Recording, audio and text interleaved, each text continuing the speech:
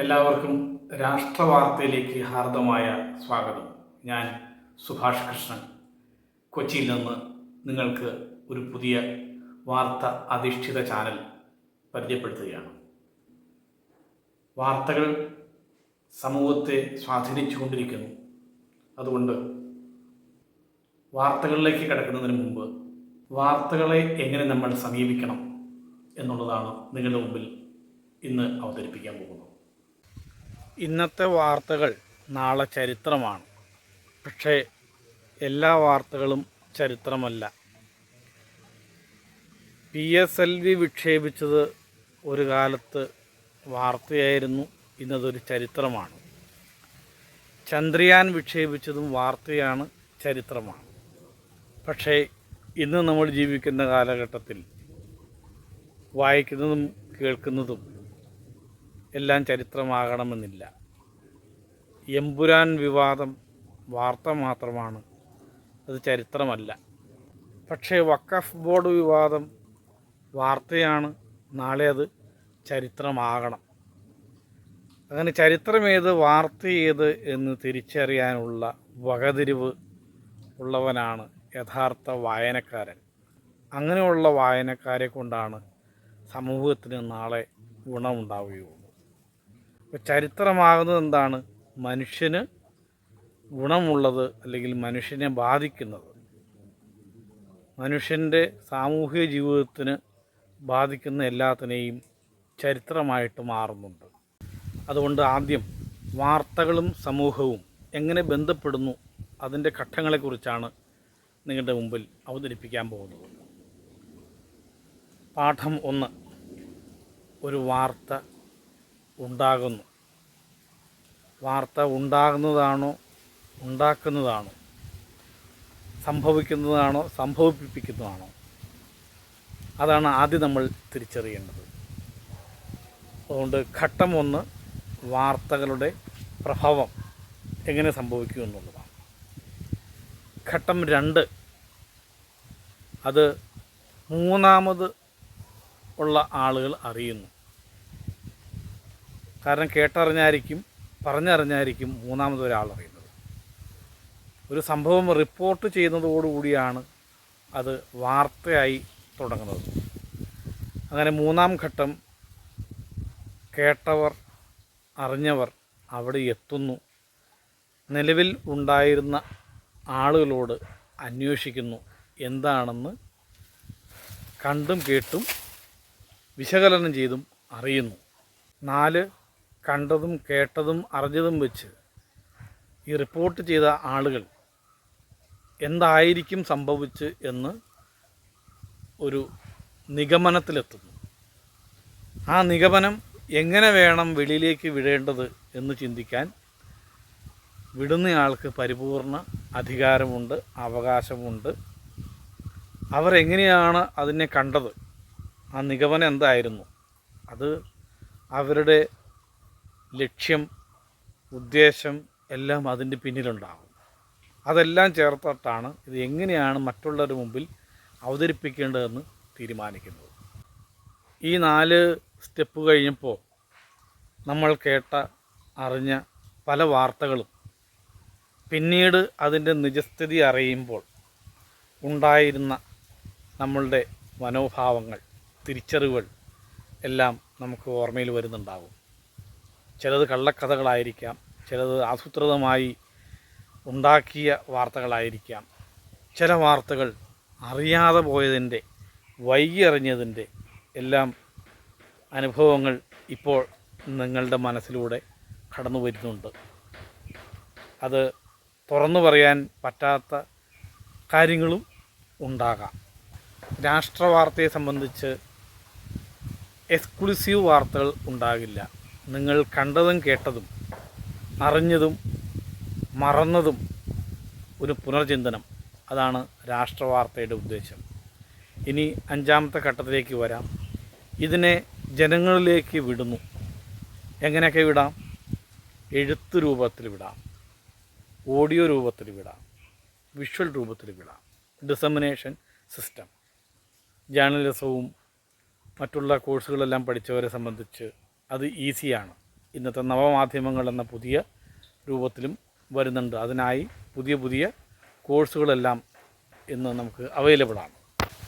ഒരു വാർത്താ ചാനലിൻ്റെ അല്ലെങ്കിൽ കമ്പനിയുടെ മിടുക്ക് ഏറ്റവും ആദ്യവും ഏറ്റവും ജനങ്ങളെ ബാധിക്കുന്ന തരത്തിൽ അല്ലെങ്കിൽ അവരുടെ മനസ്സിലേക്ക് തറച്ച് കയറുന്ന രീതിയിൽ എങ്ങനെ അവതരിപ്പിച്ചു അതിനനുസരിച്ചിരിക്കും. ചെറിയ കാര്യമാണെങ്കിലും അതിനെ പറഞ്ഞ് പ്രതിഫലിപ്പിക്കുന്ന രീതിയാണ് വാർത്താ ചാനലിൻ്റെ കഴിവായി എല്ലാവരും ഇന്ന് കരുതുന്നത്. പക്ഷേ അങ്ങനെയുള്ള കഴിവുകൾ പിന്നീട് ജനങ്ങൾ തന്നെ തിരിച്ചറിഞ്ഞ് ഒഴിവാക്കുന്നതും നമ്മൾ കണ്ടുകൊണ്ടിരിക്കുന്നു. അതുകൊണ്ട് ഡിസെമിനേഷൻ എന്നുള്ള ഘട്ടം വളരെ നിർണായകമാണ്. ഇന്ന് നമ്മൾ ഓരോരുത്തരും വാർത്ത ഏജൻസിയായിട്ട് മാറുന്നതാണ് ഇന്നത്തെ കാലം. അതിന് പ്രത്യേകം ഒരു TV ചാനൽ വേണ്ട, ഒരു മീഡിയ വേണ്ട. നമ്മളുടേതായ സോഷ്യൽ മീഡിയ സംവിധാനം ഉപയോഗിച്ച് ആർക്കും ഒരു വാർത്താ കേന്ദ്രമായിട്ട് മാറാൻ സാധിക്കും. അതാണ് ഈ 2025 നമ്മൾ വാർത്തയെ സമീപിക്കുമ്പോഴുള്ള പ്രത്യേകത. ആര് പറഞ്ഞതാണ് സത്യം, ഏതാണ് സത്യം? വാർത്തകളുടെ റിപ്പോർട്ടിങ്ങിൽ പഠിക്കുന്നു 5W1H 6 കാര്യങ്ങൾ. ആര്, എവിടെ, എപ്പോൾ, എങ്ങനെ എന്നൊക്കെ ചോദിച്ചുള്ള ചോദ്യരൂപേണയെല്ലാം റിപ്പോർട്ട് ചെയ്യുന്നു. എന്തൊക്കെ ചെയ്താലും അടുത്ത ഘട്ടം, 7ാമത്തെ ഘട്ടം, ഒരു വാർത്ത കാണുന്ന, കേൾക്കുന്ന, അറിയുന്ന ആളിലേക്ക്, പൊതുജനങ്ങളിലേക്ക് ഈ വാർത്ത എത്തുന്നു. അപ്പോൾ സംഭവിച്ചതിന് ശേഷം വാർത്ത എത്തുന്നത് 7ാമത്തെ ഘട്ടത്തിലാണ്. ആ എത്തുമ്പോഴുള്ള അയാളുടെ പ്രതിഫലനമാണ് 8ാമത്തെ നിർണായകമായ ഘട്ടം. അയാളിൽ എന്ത് ഭാവം ഉണ്ടാക്കി? ഭീതിയാണോ, അസഹിഷ്ണുതയാണോ, കോപമാണോ, സഹതാപമാണോ, സന്തോഷമാണോ? എല്ലാ വാർത്തകളുടെയും ഹെഡിങ്ങുകൾ കൂട്ടിയാൽ ഇന്ന് 3 തരത്തിലേക്ക് കൊണ്ടുവരാം. ഏഷണി, പരദൂഷണം, ഗീർവാണം. അതിലപ്പുറം ഒരു വാർത്തകളും ഇന്നില്ല. അതൊന്നും ചരിത്രമാകേണ്ടതല്ല, അത് വേറൊരു സത്യം. നമ്മൾ ഒരു കാലത്ത് ഏറ്റവും ഭീതിയോടുകൂടി കേട്ടിരുന്ന ഒരു വാർത്തയാണ് കൊറോണ വാർത്തകൾ. ഇന്ത്യയുടെ തന്നെ പല ഗ്രാമങ്ങളിലും കൊറോണ വന്നതറിഞ്ഞിട്ടില്ല, അത് പോയിട്ടറിഞ്ഞിട്ടില്ല, അവർക്കാർക്കും വന്നിട്ടുമില്ല. അപ്പോൾ വാർത്തകൾ ഭീതി ഉണ്ടാക്കി ജനങ്ങളിലേക്ക് എത്രത്തോളം ഒരു രോഗത്തെ തന്നെ, ഒരു കലാമിറ്റിയെ തന്നെ വിളിച്ചു വരുത്തുന്നു, അത് നമ്മൾ കണ്ട് കഴിഞ്ഞ് പോയതാണ്.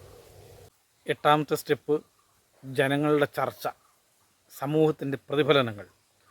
അതാണ് ഇന്ന് സോഷ്യൽ മീഡിയയിലൂടെ നമ്മൾ കണ്ടുകൊണ്ടിരിക്കുന്നത്. പലരും ഈ പ്രതിഫലനം കണ്ടിട്ടാണ് ഇതിൻ്റെ ഒറിജിനൽ സോഴ്സ് വാർത്തയെക്കുറിച്ച് അറിയുന്നത്. ഇനി ആ വാർത്തയുടെ നിജസ്ഥിതി അറിയുമ്പോഴാണ് എന്താണ് സംഭവിച്ചതെന്ന് അറിയുന്നത്. അപ്പോൾ പണ്ടൊരു തമാശ കഥയുണ്ട്. ഒരാൾ പറഞ്ഞു, ഞാൻ ഒരു പുലിയെ വാലെ പിടിച്ചിട്ട് അലക്കിയെന്ന് പറഞ്ഞു. അപ്പോൾ അങ്ങനെ പുലിയെ അലക്കിയോ, അതിനുള്ള ആരോഗ്യം നിനക്കുണ്ടോ? അപ്പോൾ പറഞ്ഞു, പുലിയെ അലക്കിയില്ല, കല്ലെറിഞ്ഞ് ഓടിച്ചു. അപ്പോൾ വീണ്ടും ചോദിച്ചു, കേട്ടെന്നവർ, പുലിയെ കണ്ടപ്പോൾ നീ ഭയന്നില്ലേ? അല്ല, ദൂരെ ശബ്ദം മാത്രമേ ഞാൻ കേട്ടുള്ളൂ, കല്ലെറിഞ്ഞില്ല എന്ന് പറഞ്ഞു. അങ്ങനെ പറഞ്ഞ് അവസാനം ഇയാൾ പറഞ്ഞു, കരിയില അനങ്ങി പുലി ആയിരിക്കും എന്ന് ഊഹിച്ചു പറഞ്ഞു. അപ്പം ആദ്യം പറഞ്ഞത് വാലെ പിടിച്ച് അടിച്ചു എന്നാണ്. പിന്നീട് അത് അന്വേഷിച്ച് വന്നപ്പോൾ കരിയില ഇളകി ഞങ്ങൾ ഊഹിച്ചതാണെന്ന്. ഇങ്ങനെയാണ് പല വാർത്തകളുടെയും നിജസ്ഥിതി അന്വേഷിച്ച് പോകുമ്പോൾ നമുക്ക് കണ്ടെത്താൻ സാധിക്കുന്നത്. അപ്പം അതുകൊണ്ട് നമ്മൾ വായിക്കുന്നവർ ഒരു സംയമനത്തോടു കൂടി വേണം ഇന്നത്തെ ഏതൊരു വാർത്തയും സമീപിക്കാൻ. കേട്ടത് ശരിയാണോ എന്ന് നമ്മൾ അറിയണം. അല്ലെങ്കിൽ പിന്നീട് പ്രതിഫലനം ചെയ്യുന്നവരായിരിക്കും മണ്ടന്മാരാകുന്നത്. ഇനി 9ാമത്തെ സ്റ്റെപ്പ്, ഇതിൻ്റെ റിയാക്ഷൻ ജനങ്ങളിൽ നിന്ന്. വയനാട് ദുരന്തമുണ്ടായി, അതൊരു വാർത്തയാണ്, ചരിത്രമാണ്. അത് ജനങ്ങൾ അറിഞ്ഞു. അതിൻ്റെ പ്രതിഫലനം എല്ലാവരും ഉടൻ തന്നെ സഹായങ്ങളുമായി ഓടിയെത്തി. ചിലർ പണം രൂപേണ അയച്ചു, ചിലർ സാധനങ്ങളുമായിട്ടെത്തി. ഇതെല്ലാം ജനങ്ങളുടെ റിയാക്ഷനുകളാണ്. ചിലത് ലോങ് ടൈം MDMA വിഷയങ്ങളെല്ലാം വരുന്നു. ഇത് കാണുന്ന അച്ഛനും അമ്മയും തൻ്റെ മക്കളുടെ ഭാവിയെ ഓർത്ത് എത്ര കരുതലോടെയായിരിക്കും അടുത്ത വിദ്യാഭ്യാസത്തിന് +2 കഴിഞ്ഞ് എവിടെയാണ് അയക്കേണ്ടതെന്ന് തീരുമാനിക്കുന്ന പോലും ഒരു വാർത്തയുടെ അടിസ്ഥാനത്തിലായിരിക്കും. LKG പഠിക്കുന്ന ഒരു കുട്ടിയുടെ അച്ഛനും അമ്മയും പോലും വളർന്നു വരുന്ന കുട്ടിയുടെ കരുതൽ അതുദ്ദേശിച്ച് ജീവിതം തന്നെ, ജോലി തന്നെ മാറ്റിയെന്ന് വരാം. ഇതെല്ലാം പ്രതിഫലനമാണ്. രാഷ്ട്രവാർത്ത എന്ന ചാനലിൻ്റെ ഉദ്ദേശം ഇതാണ്. നിങ്ങൾക്ക് ധൈര്യസമേതം പറയാൻ പറ്റുന്ന ഏതൊരു വാർത്തയും നമ്മൾക്ക് റിപ്പോർട്ട് ചെയ്യാം. അത് സത്യാവസ്ഥ അറിഞ്ഞുകൊണ്ട് വാർത്തകൾ ചരിത്രമാകാൻ സാധ്യതയുള്ളത് അല്ലെങ്കിൽ ചരിത്രമാകേണ്ടത് അതിനെ പരിപോഷിപ്പിക്കുക, പരിരക്ഷിക്കുക, ജനങ്ങളെ നല്ല വഴിയിലേക്ക് എത്തിക്കാൻ സാധിക്കുന്ന വാർത്തകളെ പ്രോത്സാഹിപ്പിക്കുക. രാഷ്ട്രവാർത്തയ്ക്ക് അടച്ച റൂമിൻ്റെ ആവശ്യമില്ല വായിക്കാൻ. കാരണം കഴിഞ്ഞുപോയ വാർത്തകളാണ്, അന്വേഷിച്ച വാർത്തകളാണ്, നാളെ ചരിത്രമാകേണ്ട കാര്യങ്ങൾ മാത്രമാണ്. അതുകൊണ്ട് ധൈര്യസമേതം ലോകത്തോട് വിളിച്ചു പറയേണ്ട ഏതൊരു വാർത്തയും നിങ്ങൾക്കറിയിക്കാം. നിങ്ങൾക്ക് തന്നെ സംപ്രേഷകരാകാം, വാർത്ത അവതാരകരാകാം. അതിനു വേണ്ടിയിട്ടുള്ള സൗകര്യം ഒരുക്കിക്കൊണ്ട് രാഷ്ട്രവാർത്ത തുടങ്ങിയാണ്. എല്ലാവരുടെയും സഹകരണം പ്രതീക്ഷിക്കുകയാണ്. വിലയേറിയ അഭിപ്രായങ്ങളും പ്രതീക്ഷിക്കുന്നു. ഒരിക്കൽ കൂടി സ്വാഗതം.